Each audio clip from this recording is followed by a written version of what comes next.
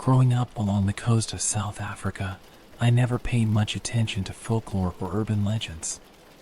Sure, we had our share of ghost stories, and my grandfather occasionally regaled us with tales of paranormal encounters from his days working in the dockside warehouses. But creatures like Bigfoot or skinwalkers? Those were foreign concepts belonging to distant lands and cultures. That all changed a few days ago. I'm writing this down now, while the memory is still fresh, though I doubt I could ever forget what I saw that night. It's seared into my brain, a haunting image that refuses to fade. I was on the cusp of finishing school, and my sister had returned home from university for a break. Our family decided to take a trip to a nearby coastal town, a place filled with fond memories of past Christmases and Easters. The drive was familiar, barely an hour long, a route we traveled countless times. It seemed impossible that anything out of the ordinary could happen on such a well-worn path. How wrong I was. We left later than usual that day, my dad's work keeping us until the early evening. Still, there was enough light as we set out, and we planned to reach our destination before full dark settled in. We went through our usual packing routine and had been on the road for about 20 minutes when the car suddenly shuddered violently. It felt as if we veered onto a dirt track, despite being on a paved highway. My dad quickly pulled over, bringing us to a stop on a stretch of long grass lining the road, bordered by a windbreak of trees. It didn't take long to discover the source of our trouble. The back tire had burst, nearly ripped entirely from the rim. Normally, this would have been a minor inconvenience, a quick change and we'd be on our way. But of course, things are never that simple when you least expect complications. Not only was the spare tire tucked away under the car, but it was also secured with a lock to prevent theft. Years of exposure to muddy roads and coastal moisture had taken their toll, rusting the lock so thoroughly that the key wouldn't even enter. After several frustrated attempts, my dad finally admitted defeat and called for roadside assistance. To add to my discomfort, I realized I was completely barefoot. The trip was supposed to be a simple point A to point B journey, both locations with relatively soft ground, so I hadn't bothered with even sandals. Now, with the car jacked up and unsafe to sit in, we all had to wait outside. The winter chill bit at my exposed toes, and every step brought the risk of thorns or sharp stones. My shoes, mockingly close yet inaccessible, were locked away in the boot. I was forced to play a miserable game of hopscotch, searching for clear patches of earth to stand on, effectively trapping myself in small, safe zones. By the time the tow truck arrived, the sun had fully set. The overcast sky hastened the arrival of darkness, and soon we were enveloped in the thick black of a moonless night. The surrounding farmland added its own eerie soundtrack, the occasional mournful lowing of distant cattle carried on the wind. I've always had a touch of nyctophobia, fear of the dark. It's a fear I paradoxically nurtured by constantly listening to horror podcasts or reading creepy stories while I work or game. I'm the type who loves horror but then lies awake for nights afterward, only to dive back in at the first opportunity. Standing there in the growing darkness, every shadow seemed to hold potential threats. The mechanic, let's call him Greg, got to work on the stubborn lock. The sounds of his efforts, grunts of exertion, and the metallic clang of tools drifted up from beneath the car. For half an hour, he labored to free our spare tire, while the world around us faded into an impenetrable black. My parents and sister had wandered a few meters away, chatting with Greg's assistant. I, however, remained rooted to my little circle of safety near the car, unwilling to brave the unseen hazards of the grassy verge with my bare feet. Every passing car made me jump, the sudden rush of noise and light shattering the oppressive silence. Yet each vehicle also brought a moment of relief, its headlights briefly illuminating our surroundings, chasing away the imagined horrors lurking just beyond sight. It was during one of these fleeting moments of illumination that everything changed. Being as on edge as I was, I had fallen into a pattern of frantically scanning our surroundings whenever a car passed, reassuring myself that we were alone on this lonely stretch of highway. For the first few passes, there was nothing but grass and trees. But then, about 50 feet ahead of us stood a solitary tree, distinct from the others. It wasn't particularly tall, but it stood alone in the middle of the grassy strip rather than lining the edge like its fellows. As the next set of headlights swept across the scene, I felt my heart stutter to a stop. There, by that tree, something was looking back at me. I can barely bring myself to describe what I saw, but I must try. It had a face, if you can call it that, pale, almost luminously white in the brief flash of light. The eyes were sunken deep into the skull, black pits that seemed to draw in the surrounding darkness. Its torso was unnaturally elongated and thin, towering well above the height of an average man. But it was the face that held me transfixed. The nose was bizarrely elongated, reminiscent of an antelope's snout, yet disturbingly human at the same time. I caught a glimpse of a spindly, clawed hand gripping the tree trunk as it stared, unblinking, in our direction. I was paralyzed with fear, my mind refusing to process what my eyes were telling it. As the car passed and darkness fell once more, I tried desperately to rationalize what I had seen. It must have been a trick of the light, I told myself. An old, pale log that resembled a face. A jumble of branches that looked like a figure. Anything but what I knew, deep down, I had actually witnessed. When the next vehicle approached, its light sweeping across that spot once more, the figure was gone. That was my breaking point. Thorns and stones be damned, I bolted across the grass to where my family stood, inserting myself into the middle of their group. For the remainder of our time on the roadside, I was a bundle of raw nerves, every sense on high alert. The snap of a twig or rustle of leaves sent me spinning, peering uselessly into the inky blackness. More than once, I caught the briefest glimmer of 2 pinpricks of light. Eyes? That vanished as soon as I focused on them. Shadows seemed to writhe and shift in my peripheral vision, always disappearing when I tried to look directly at them. At random intervals, I'd find myself struggling to breathe, as if the very air had grown thick and resisted. The hairs on the back of my neck stood at attention, my skin crawling with the sensation of unseen eyes boring into me from every direction. When my dad finished with the winch we'd been using, one of those multi-part assemblies, I snatched up one of the metal poles without a word of explanation. I clutched it like a weapon, knowing full well how pathetic a defense it would be against whatever was out there. But it granted me some small sense of security, and I didn't care about the odd looks my family gave me. I hadn't told them about what I'd seen. What would be the point? My dad would have laughed it off as an overactive imagination. My sister would have panicked, making the whole situation worse. And my mom, well, she'd probably insist we all pile back into the car, flat tire or no. After all, who would believe such an outlandish tale without seeing it for themselves? All I could do was wait, counting each agonizing second of the 2 hours we spent stranded on that lonely stretch of road. My fingers ached from their death grip on the metal bar, but I didn't dare loosen them for even a moment. After what felt like an eternity, Grit announced he'd finally freed the spare tire. I couldn't get into the back seat fast enough, practically diving through the door.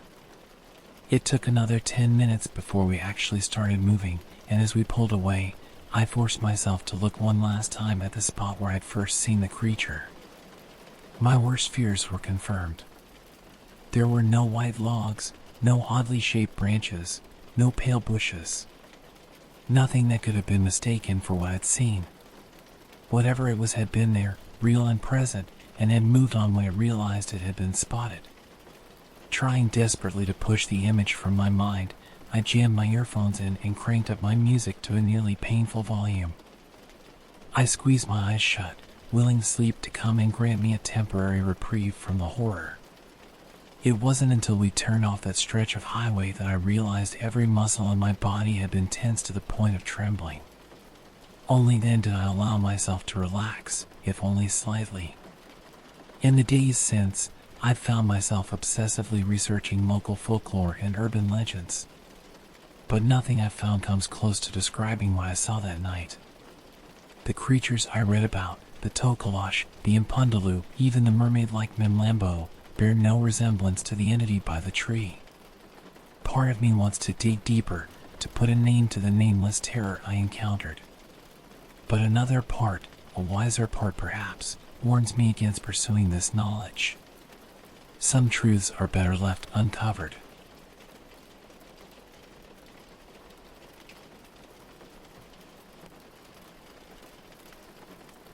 It was a minute past midnight on a humid August Saturday in Manhattan, and I sat alone in my office. From 12 stories below, I could hear the drunken yelling of the night. From what I could make out, the crowd on the sidewalk was in good spirits. There was laughing and a good deal of drunken whooping. I smiled. It was good to hear happy voices, even from a distance. I sat in the dark, trying to cherish the warm feeling for a few moments. Then my phone lit up and vibrated against the mahogany desk where I had left it. I read the message. It was a notification from the car service. My driver had arrived. I stood up and took one last look around my office, a massive room 12 feet from floor to ceiling, with the entire western wall made of thick windows. The office was ostentatious for a workplace, indulgent in decoration, and conspicuous in location. The room's massive windows were perfectly suited to flood the room with bright sunlight during the day, but in the black of night, they only revealed the distant lights of a restless city. Even after 6 years, I still felt alone in the city at night. Lights of the endless concrete grid revealed the uncountable silhouettes of cyclopean skyscrapers. The darkened office sat on the 24th floor of a towering gray building. I hated this place. I had spent nearly every day of the past 6 years in the confines of this office, but nothing about the place was mine. It was my father's office, not mine. The office, the entire floor it was located on, and the law firm that owned it were all my father's. I had only followed the old man here, but I would go on no longer. My father was dead, and I was leaving this place forever. I had found out about my father's death the previous Monday and had spent the last week handling the old man's business. The memories of the days spent handling the will began to crowd in on me, but I pushed them aside. That was enough, I thought as I took one last look over the cavernous office. It was over, I thought to myself. I never had to think about the man again. With that thought, I turned around, picked up my suitcase, which I had left lying by the door, and exited the darkened office. I made my way across a sea of red carpet and looked out at the horizon of endless cubicles. The entire floor was silent but for the fluorescent lights that buzzed above me and the distant sound of typing. Someone else was here. There always was at this hour. Someone who either didn't want to go home or had nothing to go back to. That person had once been me, I admitted to myself, but never again. My father had seen to that. When I reached the elevators, I pressed the button and watched the yellow elf flicker to life. I shouldered my rucksack and settled for a minute of waiting. With a momentary pause, thoughts of my father returned. When I had seen the will, I had thought that in death, my father had finally done me a kindness. The old man had left me nearly everything. I had been left a sizable inheritance, all my father's possessions, nearly everything except a place in the law firm. When I had seen that, I had felt immense relief. It seemed at last that my father had come to know me. I hated law, I hated the firm, and most of all, I hated New York. With the old man's death, I had been freed. The elevator dinged as it finished its ascent, and as its metallic doors opened, I returned to the present moment and stepped inside. When the doors closed behind me, and I felt myself begin to descend, another thought came to me. Who made you come here in the first place? That question tore away any pretenses of warmth from my late father. It was the old man, after all, who had made me come to the city in the first place. The elevator continued its slow descent. I stewed. It was my father who made me go to law school in the first place, my father who forced me out of my home in Vermont, and my father who brought me to Manhattan. The elevator doors opened again, and I stepped out into the lobby. The office building had a grand entryway. The vaulted ceilings were gilded in gold and silver, and intricate Art Deco patterns were plastered over its massive marble walls. Everything about the place seemed wrong to me, from the falsity of crystal lights overhead down to the chemically clean carpet beneath my feet. I sped up to reach my car before it left. I only slowed down when I reached the lobby's front desk, which was still manned even in the little hours of the morning. I stopped a moment and nodded toward the night doorman. The other man nodded back, and we exchanged a wordless goodbye, and with that, I stepped out into the humid summer night. The street was nearly empty. The revelers I had heard minutes before had by now moved on. The night seemed to be void of all life, but for me and a few strangers waiting for the lights to change at the corner. It was eerie for New York, even at midnight. I pulled my blazer a little tighter around my chest despite the heat and looked around for my driver. I saw my car was waiting for me at the curb, and when I approached it, a voice called out from the open driver's side window. I heard a man's voice. "Newark Airport?" the voice asked. I didn't reply.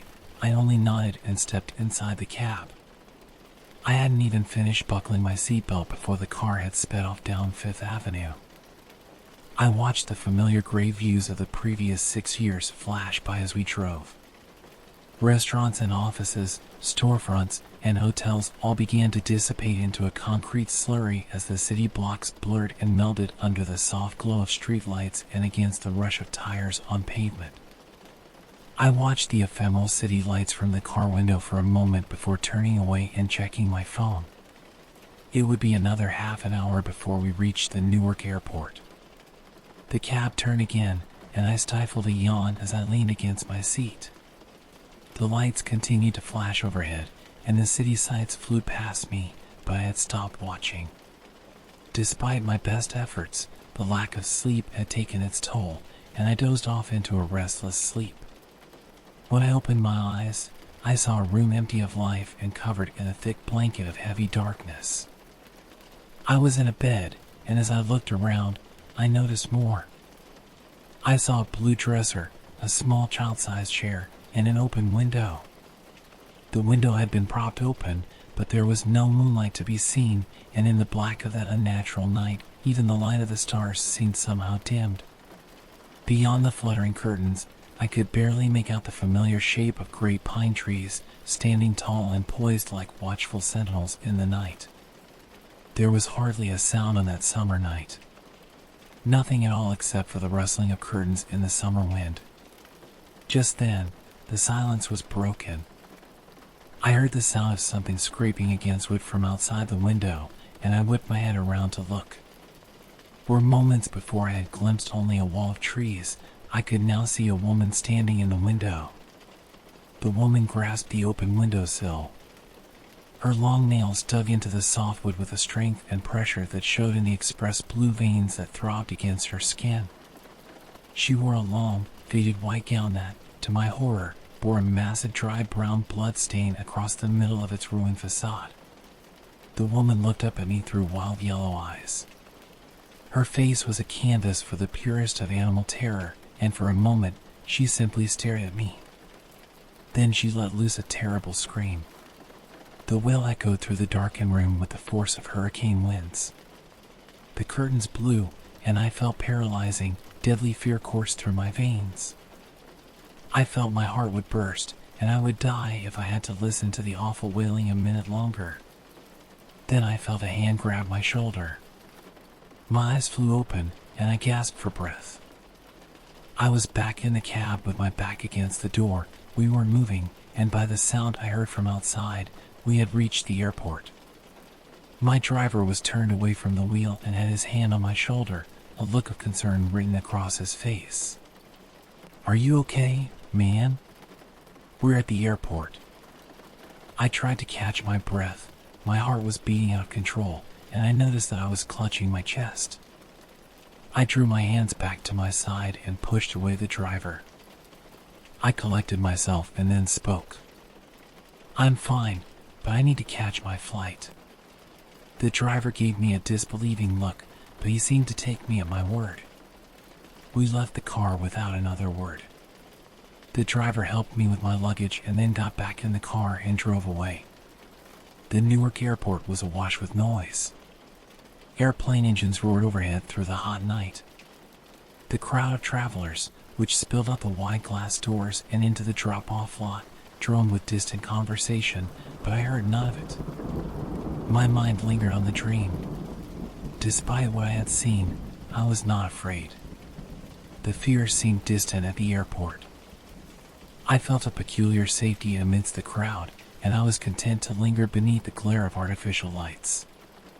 My mind remained fixed on the dream, but my tired body moved forward.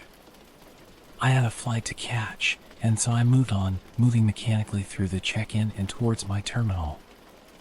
I made my way through the lengthy process of checking in for my flight. But as I navigated the unending lines and the stalwart bureaucratic barriers of customs, my mind continued to wander. I realized why the experience in the cab had entranced me so. I had dreamt of the woman in white before. Her piercing scream was familiar. I had heard it many times before. I remembered the great trees bending in the force of the unnatural wind that came with the woman's presence. I remembered the room as well. I knew the blue dresser and the tiny chair. Indeed, I could never forget my childhood bedroom. There was something else, something the picture I was missing. My memories of those dreams were constant, the woman bloody and wretched, her screaming and the wild look in her eyes. They all remained fixed in my memory, but these memories, as brutal as they were, never ended with fear. There was something I was missing. At the edge of memory, in the fog of my unconscious mind, I knew there was more to this dream. I remembered waking up. I remembered crying, screaming for help. I was starting to recall there was always an answer to my pleading. A reassuring voice, a calming presence, the soft voice of my mother. The thought struck me with a terrible force.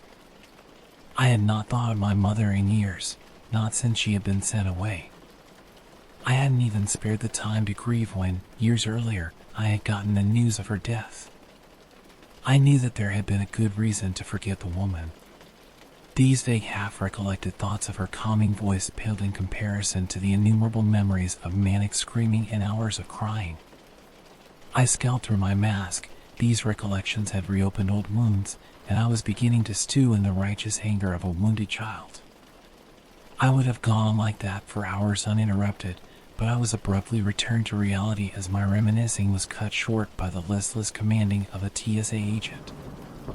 I had reached the front of the line, and as I took in the metal detectors before me, I forced my exhausted mind to contend with the here and now.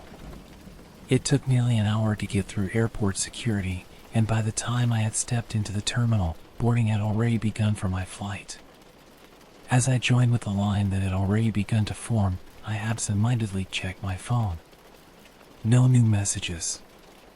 This was not surprising, but still disappointing. I had reached out to all my old friends.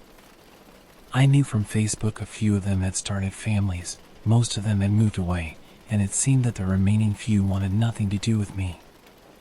I tried to tell myself that this was fine. I had one thing to deal with and one thing only, the house and all that came with it. The plane ride to Burlington from Newark was short, only an hour, but to me, it felt like an eternity. Despite my exhaustion, I did not dare fall asleep. I did not want to return to that dream, not until I had to. Instead, I sat in my window seat, fighting a losing battle against sleep deprivation and resentment. Resentment against my friends for forgetting me, resentment against my father for taking me from my home in the first place, but most of all, I resented myself for allowing the old man to do it. The various grievances began to morph and fold on one another in the hot forge of my exhausted mind until the reason and subject of my anger became obscured. I was left with only a deep unease and with a question. I needed to know what it was my mother had said to me all those years ago. As the plane began its descent and the vastness of the Green Mountain Forest came into view beneath the cloud cover, the question seemed to grow a sense of urgency.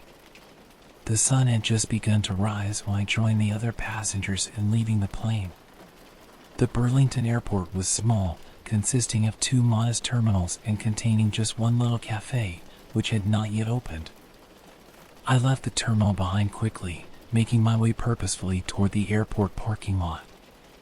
Before I had left New York, I had made arrangements to lease a rental car for the few weeks I had intended to stay in Vermont as I handled my father's affairs. It didn't take long to find the car company's representative. After a few quick words with them behind the counter and the exchange of a few documents, I got the car and its keys and was back on the road. I had remembered the drive from the airport to my family home as beautiful. The natural beauty of Vermont, even this close to the state's only city, was unmatched in my view. To my adult eyes, however, I thought there was something deeply sinister about the thick forest that crowded in on both sides of the lonely strip of road. The mighty pine trees, which had once radiated such calm as they rose like steady watchers against the sky, now seemed to leer ominously down at me. The drive to the old house was not long, and in a matter of moments, my destination rose up on the road ahead. I knew I was approaching my old home when the forest road turned sharply upwards. Soon enough, the rough concrete of the public road turned to fine cobblestone. The free mountain air that flew through the car's open windows seemed to turn impossibly stagnant and sickly as I watched the wild northern grasses fall to a well-manicured lawn and the rows of venerable pine trees surrender to manicured shrubbery. With one final turn in the winding road, my spirits fell, and by the feeling, I knew that I was home. A great lawn spread out ahead of me, delicately manicured with bushes and flowers picked out by the family's serving gardener. The artificial landscape extended for yards in front of me, ending only at the very doorstep of my family home. The de Cox Manor had been built on the low jutting cliffs that formed sporadically around this least of the Great Lakes. The old household did not stand on the cliffside, instead, it crouched. The building was still and hunched, full of coiled tension, like an ancient toad ready to leap into the water below. I hated being home, but despite this, I felt a sense of relief. At last, my destination loomed up before me. My travels were over for now. I brought my car to a stop in the massive circular driveway that lay just beyond the doorstep and looked up into the darkened facade. As I closed the car door behind me and walked up the steps onto the familiar porch, I felt strangely at ease. Everything was exactly as I had left it years ago. The porch chairs sat clean and upright, unoccupied but not abandoned. I thought for a moment why my father had kept both the gardener and the housekeeper on payroll to care for a house no one lived in. I thought it might be time to let them go, but I pushed the thought away. Such a consideration was not one to take lightly, and I was far too tired to make a real decision about other people's livelihoods. Still, finding the house in such a familiar state was a pleasant surprise, one of the few pleasant surprises my father had provided me, even if it was posthumous. I cracked a smile at the thought, and with that, I produced the key to the front door. I had been given the keys to the family home by my father's longtime lawyer on the same day I had learned of the old man's death.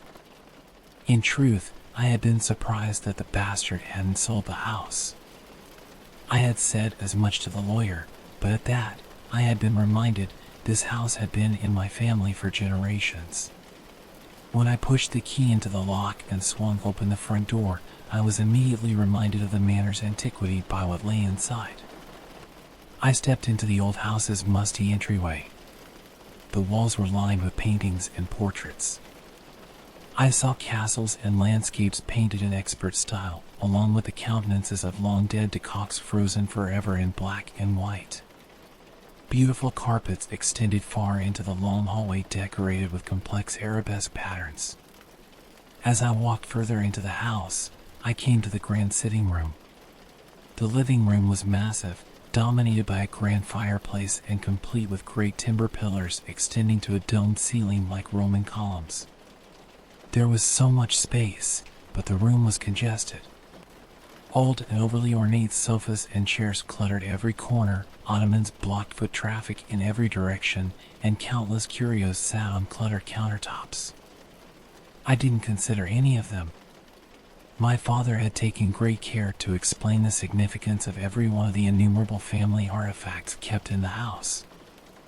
I remembered lectures on the stories behind the old French language Bible my great-great-grandfather had bought centuries ago from Quebec, the Mayan pottery my great-uncle had recovered from a dig in Latin America, and many, many more. None of it had ever mattered to me. To me, it was all nothing more than priceless junk. There was only one keepsake in the museum of a living room that interested me. Above the mantel hung a portrait. It depicted a man of mediocre appearance. He had a head of thinning brown hair and a pudgy countenance and wore a suit typical of his 18th century setting, but it was his eyes that captivated me. They were shards of blue ice, cold and white blue like my own. To see them reflected in the painting, however, was a terrible thing. The man looked possessed entirely by hate, even in what was ostensibly a flattering portrait. I had always hated the painting. As a child, I had once asked my father who the man in the portrait was.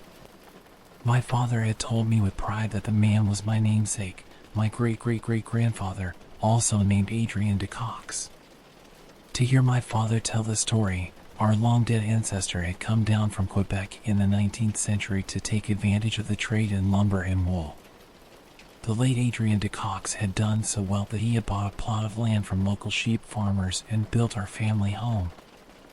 I remembered my father had always seemed so proud when he told that story, but as I looked around the lifeless living room and considered my father's collection of useless keepsakes, I felt only disappointment. The house was full of history. Surely some of these artifacts were even valuable, but not to me. I sighed and turned away from the portrait's hateful gaze. I made my way to the back exit of the living room, but as I did, something caught my eye. Sitting on a small counter to the side of the back door was a long, ornate glass case. Within the case was an ancient-looking rifle, a bayonet's point fixed eternally to its barrel. There was something that I hated about the old rifle. I remembered asking my father what the gun was and why it was there. The old man had proudly told me it belonged to my great ancestor. According to my father, the weapon had been the older Adrien's hunting rifle, but as I stared into the polished steel bayonet, I knew the gun was not for hunting.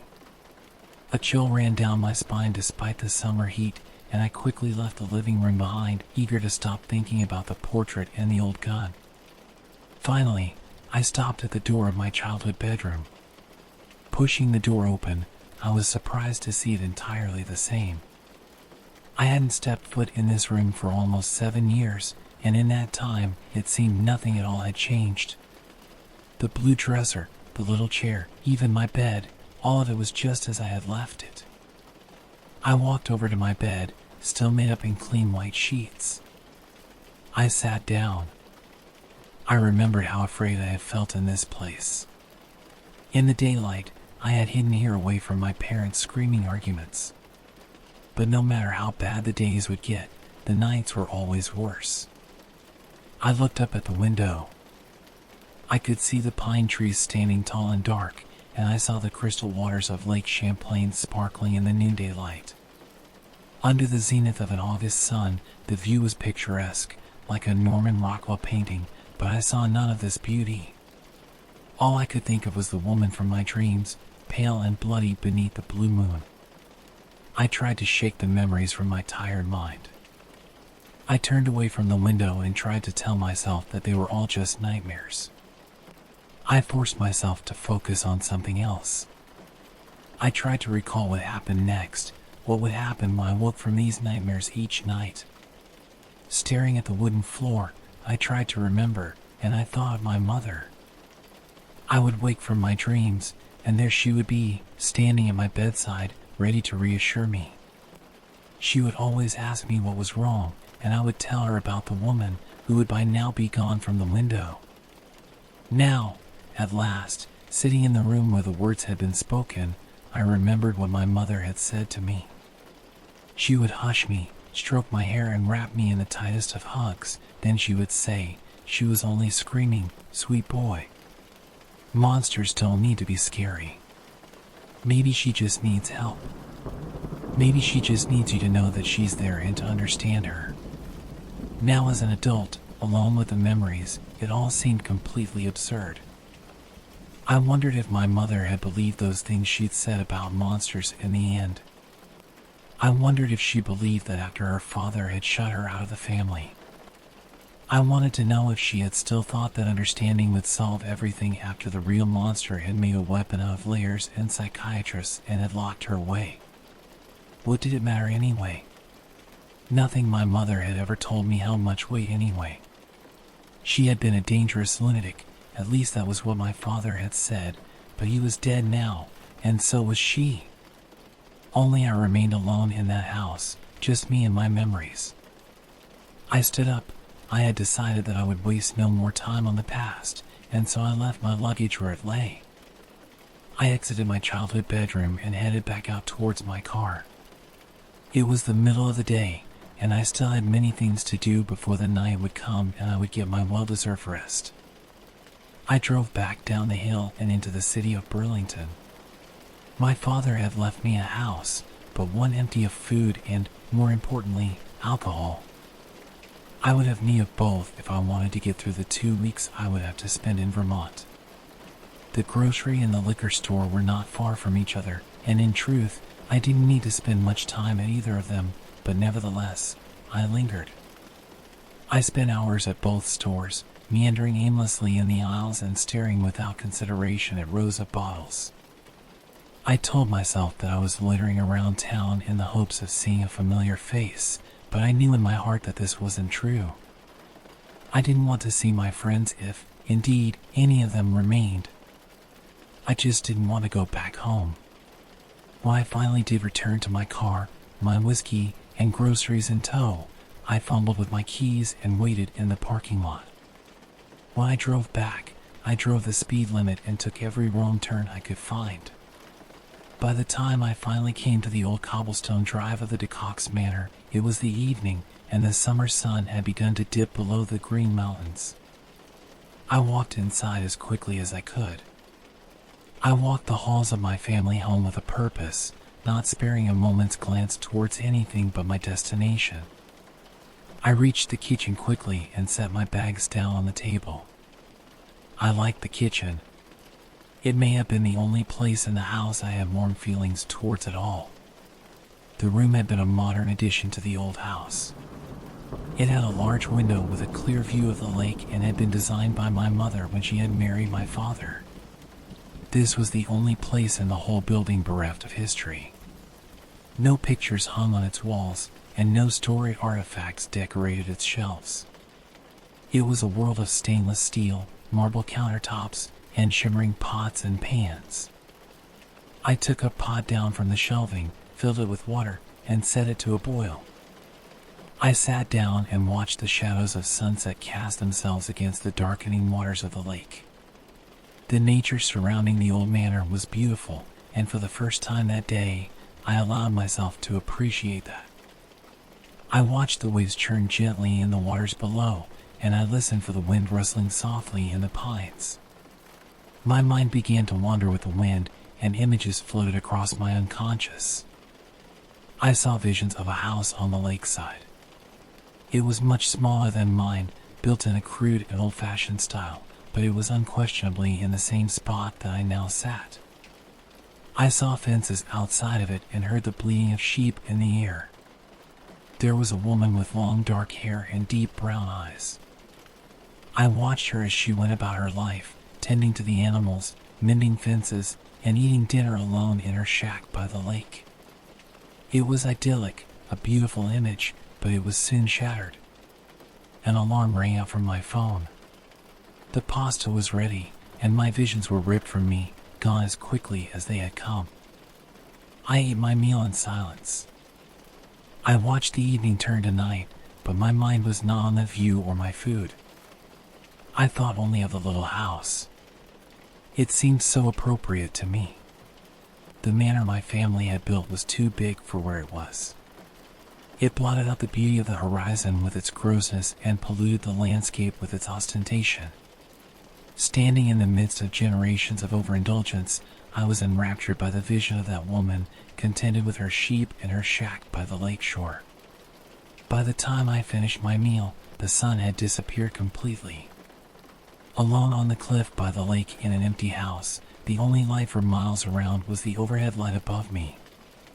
After years spent in New York City, the darkness outside the window seemed impenetrable. The rural night felt heavy all around me. I also felt the weight of my exhaustion. I hadn't slept in over 24 hours, and it was starting to show. I got up, finished my drink, and headed back to my childhood bedroom to get my luggage. I needed to find my toothbrush, brush my teeth, and sleep. Still, even as I walked, my mind wandered back to the little house, and it was not until I finally reached the old bedroom that something brought me back to reality. To my surprise, when I reached the old room, I found the door ajar, swaying in the wind. Looking further inside the darkened room, I saw more. The bedroom window had been opened. I felt cold fear run down my back. I knew I hadn't left this door open, and I certainly hadn't touched the window. I mustered up my courage and went into the room towards the open window. I pushed my head outside and looked around. There was nothing. I couldn't see anything but the trees, bending and groaning in the wind. I told myself that I must have left the window open. The room had been terribly musty, and I left it open to air out. I scanned the forest fence a second time and saw nothing. The explanations I gave were beginning to make sense, and I could feel my hammering heart begin to slow to a normal pace. I was ready to accept the story when I looked down at the windowsill. There in the soft pine wood, I saw dozens of long, deep scratches. Some of them seemed quite old, but others were alarmingly recent. Stray bits of wood and splintering indicated that as recently as last night, Talon hands had reached in through the window and grasped at the room within. At the sight of the ghastly markings on the sill, memories of my recurring childhood nightmares came flooding back. The woman in white, her bloody dress and baleful eyes. I had dreamed of her each and every night, watched her as she stared into the window, her nails digging into my windowsill. I had had the dream again. After 6 long years away, I had seen her again just as I was returning home. A single thought echoed through an empty mind. Had it all been real? The wind began to howl in the pines outside. As the gale screamed its fury out across the black expanse of Lake Champlain, I sat in horrified silence at the revelation. I stared for an unbroken minute at the deep gashes in the wood. Then the bare reality crashed upon me like a wave. It was real. What could it do to me? I answered the question in the only way that seemed sensible. I turned and bolted out of the room, slamming the door behind me and abandoning my luggage. The last living DeCox took off running down the long meandering halls of his family manor. I could hear the wind screaming a high as I ran. It didn't sound like wind anymore. I realized that it never had. The night air was alive with the sound of mournful, hateful, and all too terribly human wailing. The sound was so terrible, and with the sound of it, visions came. I saw a shape in the woods, the burning of torches, and finally flash and bite of a blade. I tried to shake the images from my mind and refocused on the light of the kitchen, which was now well in view. I ran faster as the light grew closer, and by the time I crossed the threshold into the white tile room, I was sprinting.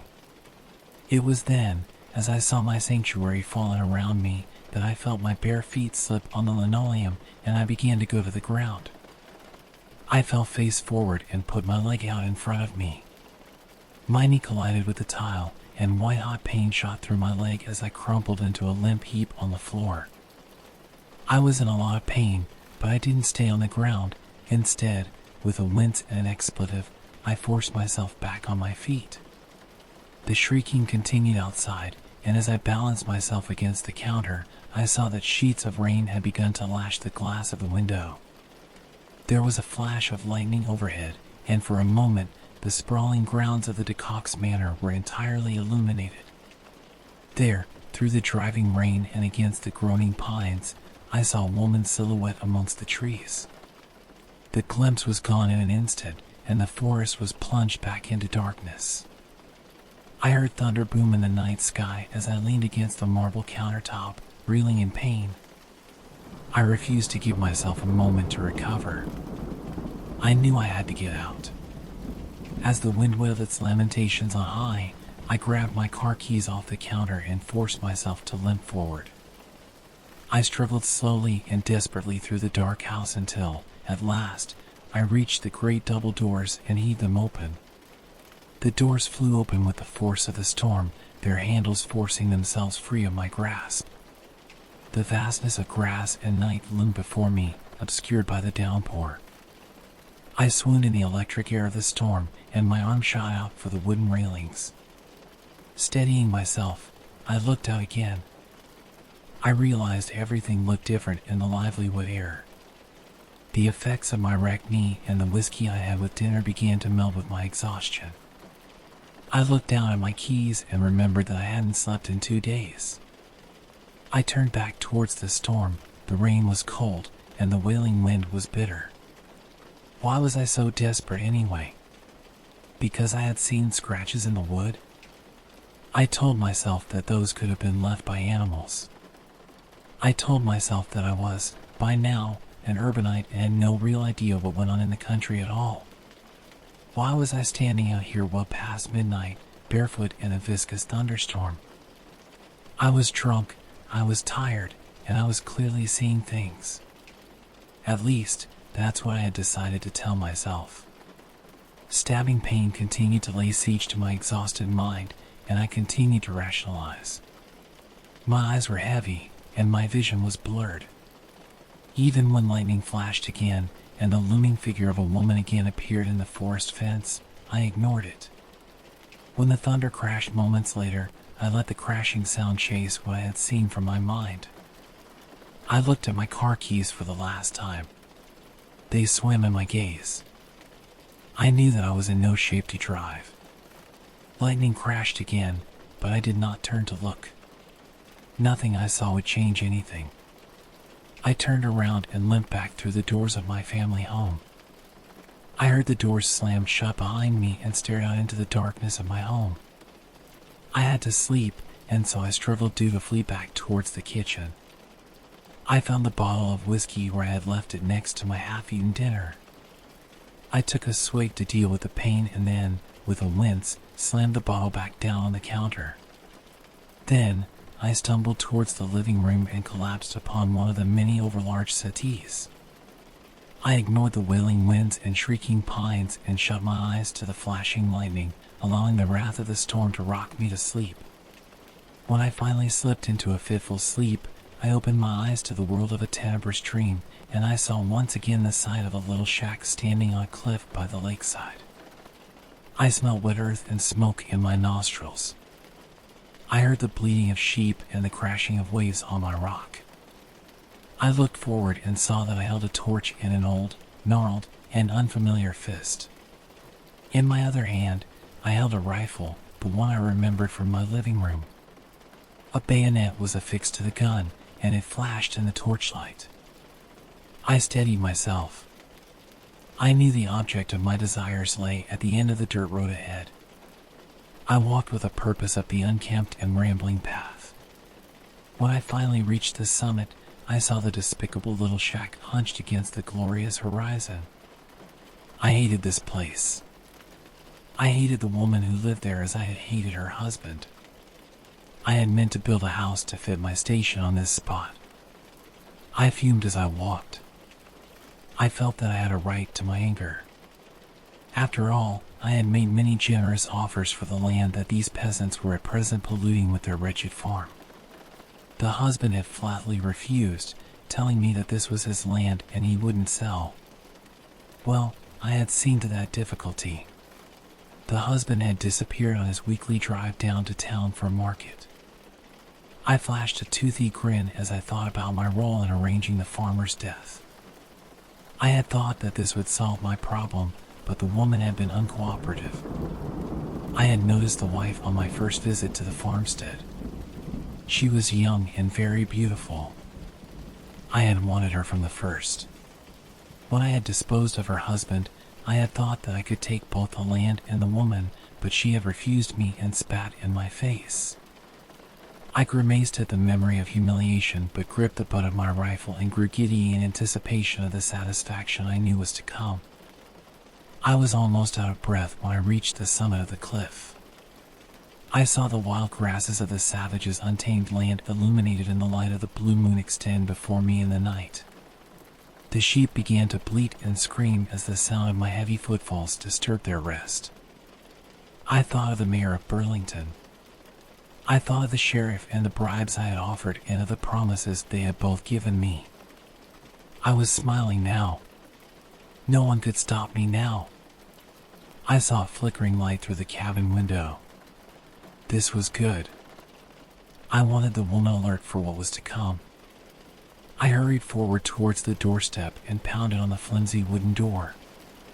After a minute of furious banging, I felt the door swing open and give way.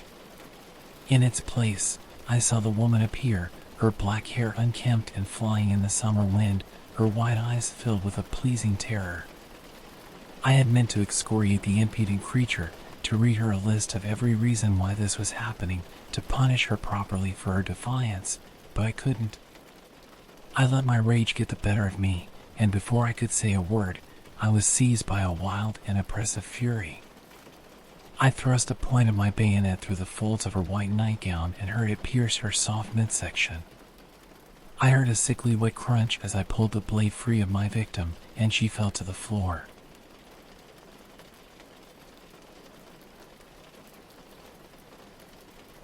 There was a moment of silence, and then the woman began to scream. She wailed and shrieked her defiance in a language that I could not understand. I didn't need to hear her words to know the woman's intentions. Even as she bled her lifeblood on the floor of her home, she shouted her opposition. Despite an increasing lack of air in her lungs, she howled her refusal. The sight enraged me. I had come demanding her rightful submission, but even at this painful end, the witch's forked tongue still dripped in rebellion and spat out only curses. It took only a flick of my wrist to silence her. I watched with satisfaction as my cold steel opened the woman's throat. Her wailing turned to gurgling, and her defiance was silenced as blood welled up in the canal I had left in her windpipe. I still burned with hatred as I watched the light die in her dark eyes. I heard thunder rumble over the lake as I turned to leave the shack. The pines groaned against the shrieking wind as a storm began to take shape in the east. I was fuming. The rain might wash the woman's blood from the ground, but I would not forget this. I would not let the witch rest peacefully. She would be punished for her defiance, if not in this life, then in the next. I made a vow to the shrieking wind. I swore that I would lay the foundations of my household over this woman's broken bones. I would build a monument to power, a mausoleum for my family and all who stood against them. The house that would be built over these ruins on the cliffside would command the skyline for generations to come. The thunder crashed, and the rain began to pour. I looked out over the wild grass and huddled sheep for another moment, and then, with a flash of lightning, I opened my eyes. The first thing I noticed was that I was in terrible pain. I swore as I sat up in the massive and uncomfortable settee I had fallen asleep in. I looked out across my darkened living room. I saw the grand fireplace directly in front of me. Atop the mantel, the portrait of my namesake, the first Adrian de Cox, stared back at his descendant through hateful icy blue eyes. I turned away from the portrait with disgust. Something in its eyes brought back the memories of a most revolting dream. Looking for anything else to focus on, I turned my eyes away towards the window. It was dark outside, rain battered the window, and precious little sunlight made its way through the black storm clouds that hung heavy overhead. Distant thunder rumbled in the mountains, and lightning lit up the horizon. I shielded my eyes and looked down at my phone. I saw a severe thunderstorm warning displayed, and then I noticed that it was 1:30 in the afternoon. Finally, I saw that I had no cell phone service. With my misery compounded threefold, I groaned and cursed myself. The gardener was supposed to be here at 2, and I had left the house a mess. I pushed myself out of bed, and memories of the previous night began to come back to me piecemeal. I tried to push them aside, and when I saw the still open whiskey bottle on the kitchen counter, I found a worthy scapegoat for what I assured myself were hallucinations. I limped past the liquor and uneaten food and came to the landline. I picked it up, ready to call my father's old landscaper, when I heard, to my increasing dread, that the line was dead. The storm must have brought down the phone lines in the night. I swore again and tried to come up with any idea as to what to do next. I had an hour before the gardener was supposed to show up, but as I looked out at the raging storm, I was beginning to suspect that my guest would never arrive. This was an uncomfortable thought. After the night I had, I thought it would have been a great comfort to see another living person. I sat down in one of the kitchen chairs, relief flooding my lower body as I took my full weight off of my damaged knee. Despite the pain and enduring exhaustion, it only took a moment's time for a strange restlessness to set in, and I was back on my feet. I realized that I could not stand to look outside. I heard the wailing cries of the woman in every groaning pine tree, saw her twisted silhouette in every darkened corner, and felt her damning gaze wherever I sat for more than a moment. I spent the next hour pacing the halls of the DeCox Manor, chased from room after room by raucous thunder, and driven ever onward by the steady drumbeat of rain on the walls. I told myself that the previous night's events had been the understandable result of exhaustion and grief taking their full toll. Rationalizing further, I reaffirmed my earlier notion that the claw marks on the wood had been the work of some animal or another, and in my delirium, I had overreacted. I told myself all of this, but somewhere within, I knew it wasn't true. I had not grieved for my father, and no matter how tired or drunk I had been, I knew that the things I had seen, the things that I had done in my dreams, were real. Somewhere deep in my subconscious, I had made a decision. I knew that even if I were to try to run, I wouldn't get far. If, by some miracle, my leg was in no condition to run, and if the storm had knocked out the telephones, then there was no telling what shape the roads would be in. No, I could not run, but if I were to stave off debilitating panic, I knew I could not admit to myself that there was reason to fear at all. The last heir and namesake of Adrian DeCox would not be leaving the old manor that night. Once I had accepted this reality, I grew deaf to the wailing in the woods.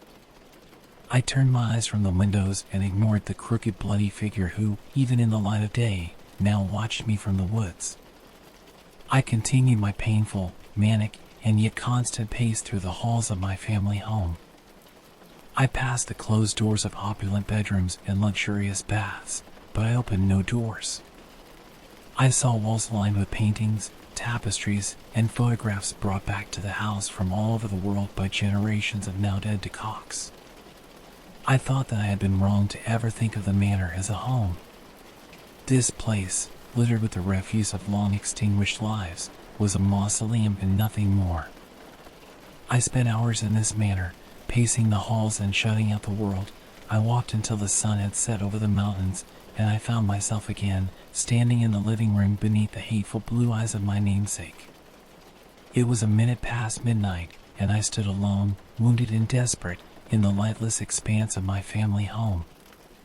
I saw the relics of 4 generations spread out around me and looked up into the painted eyes of the man who had built for them their household. I wondered for a brief moment what I would bring back here, what testament would be left to tell of my life.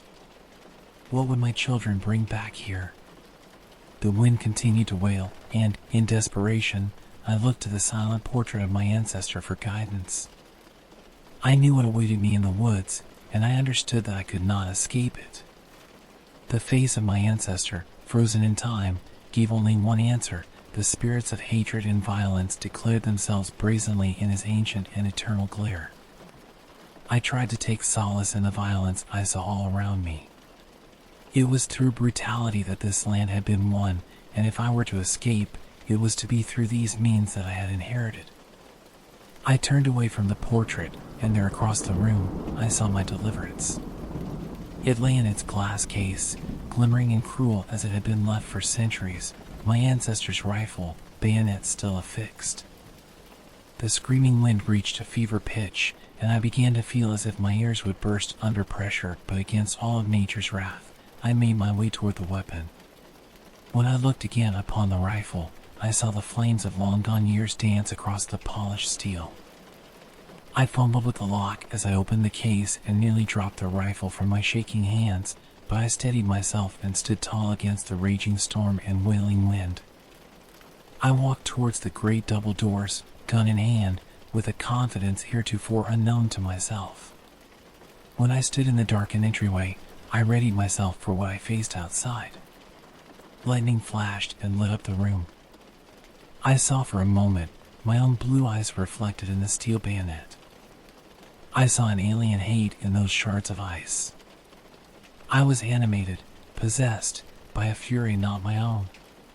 Something twisted inside of me, and I began to despise the thing in the woods. I was no longer afraid. Why should I be? I knew at that moment that I had killed this woman before, and I could do it again. With that faith in blood and steel, I shouldered my rifle and, for the first time in centuries, kicked down the doors of the house by the lake, ready for bloodshed. The vast grounds of the DeCox Manor spread out into the impenetrable blackness of midnight. The perfectly cut grass had been torn up by the storm, and well-manicured shrubbery twisted in the roiling wind. The perfectly still and tamed garden that had been built with meticulous care had been ruined and corrupted by one night of nature usurping the proper sovereignty of man. The civility I had brought to this land had been defiled, and there, in the center of my land, on the circle of stone that my descendants had raised up, I saw the culprit standing alone and defiant. Her white nightgown bore the bloody marks of her first rebellion, and I flashed the vicious grin of my ancestors at the sight. I ran forward through the driving rain and towards my supposed antagonist, ignoring the shooting pain in my leg and with the point of my bayonet aimed forward. I moved toward my target with the precision of the lightning that arced above me. My feet sunk into the soft wet earth, and the winds wailed as I drew nearer to the bloody woman. The closer I came, the more I could see of the figure. I saw the dried blood caked across her midsection, the dirt caked behind her nails, and the gash across her neck. Through all the horrors, though, it was the look on the woman's face that finally stopped me in my tracks. I saw the world as it should have been in her dark eyes, set deep in a porcelain facade. I saw a little farm sitting on the cliff by the lake. I saw a couple living within, tending to herds of sheep throughout the long years. I saw, then, generations in a single moment. I saw the couple's children playing in the wild grasses, and amongst the sentinel pines, I saw their children's children continuing in the same fashion. Then the vision was snatched from me, and I saw only the specter, dead eyes lit only by sorrow for what would never be, cold purple lips mouthing a wordless scream in the face of this unbearable future. The spirit of spite and hatred within me marshaled a final attempt at control. The voice of heredity shrieked over the wailing wind. It told me that this was my land, my hard-won home, my birthright. I gripped the gun's barrel, but it only took one thought of that awful, cold home to shatter the spirit's charge. Years of neglect and abuse bore down on me with a force greater than the hurricane winds. I thought of the grand fireplace, cold and empty of a hearth fire for as long as I could remember. I remembered my parents, my father, callous and cold as any DeCox. I thought of my mother, cast out and dead before her time. I remembered her words to me. Monsters don't need to be scary. Maybe she just needs help. Maybe she just needs you to know that she's there and to understand her. I put my faith in that consolation and looked back into the pitiless black eyes of the woman in the night. I looked for compassion. I wanted to find leniency there and hope for forgiveness, but I found none of that. There was only grief, anger, and despair in that specter. I thought of the house that lay behind me, that massive cancerous outgrowth upon the land. I thought of what my family had taken from this woman, the generations that my ancestor had slaughtered on that one terrible night centuries ago. I allowed the rifle to fall from my hands, and I went to my knees.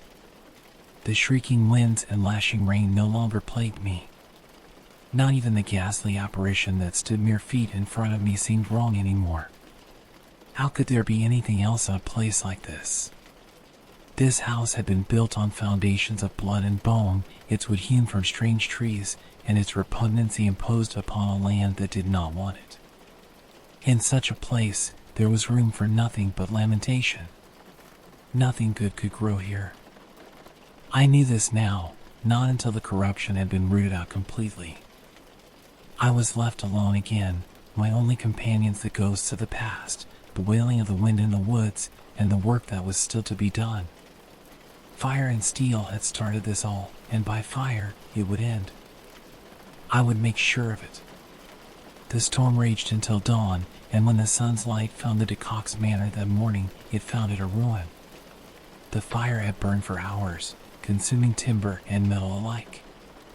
Everyone for miles around the old house had seen the blaze, burning a red mar into the skyline despite the driving rain, but no emergency crew could hope to reach the place until well after the storm had receded and the many downed trees had been cleared from the country roads.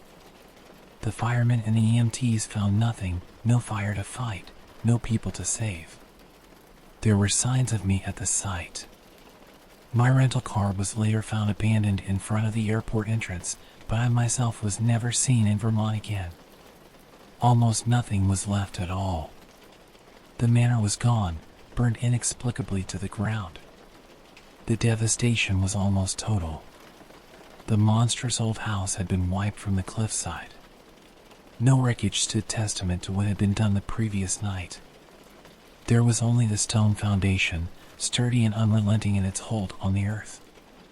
The house was gone, but what was started in the black of night would not be so easily finished. The blood would not be washed from the grasping rock so easily. After long centuries, the clearing on the cliff by the sea was left empty of that monument to domination.